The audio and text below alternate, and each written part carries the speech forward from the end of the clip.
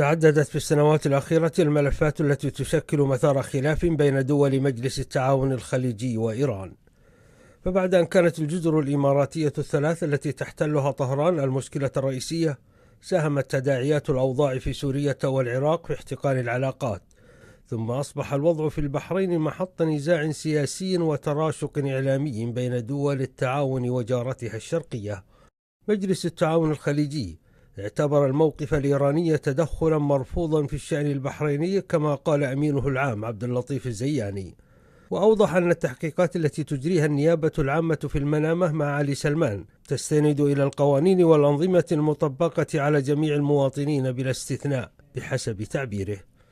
وكانت طهران أصدرت تصريحات عديدة منذ اعتقال سلمان، أبرزها ما جاء على لسان مساعد وزير الخارجية الإيرانية للشؤون العربية والأفريقية حسين أمير عبد اللهيان من أن البحرين غير قادرة على تحمل تداعيات اعتقال علي سلمان، وأن عملية الاعتقال هذه في الظروف الحساسة الراهنة في المنطقة تتعارض مع أمن واستقرار المنطقة.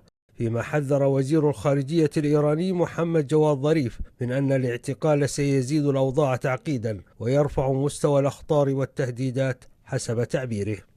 النيابة العامة في المنامة قالت إنها تواصل تحقيقاتها مع علي سلمان، مضيفة أنه اعترف بما واجهته به من اتهامات.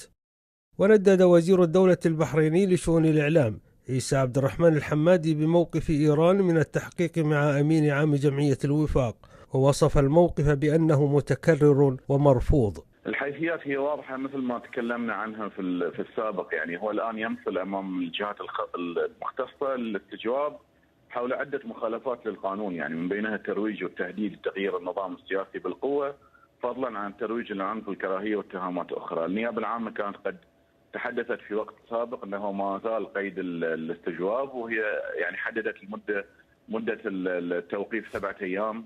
وطبعا كل هذا الامر يتم في ظل وجود المحامين، عندنا 4 من المحامين، بالاضافه ان حتى الزياره من قبل اهله كان يعني سمحت له خلال الايام الماضيه، مثل حقوق اي موقوف موجود في مملكه البحرين وفق الانظمه القائمه يعني. وكان الامين العام لجمعيه الوفاق الوطني الاسلاميه في البحرين اعتقل يوم الاحد بعد ان قاد مسيره الاسبوع الماضي احتجاجا على الانتخابات العامه التي جرت في تشرين 2 نوفمبر وقاطعها حزبه، وكان تم تجديد فترة اعتقاله أسبوعا آخر يوم الثلاثاء الماضي. سعد الدوسري، BBC.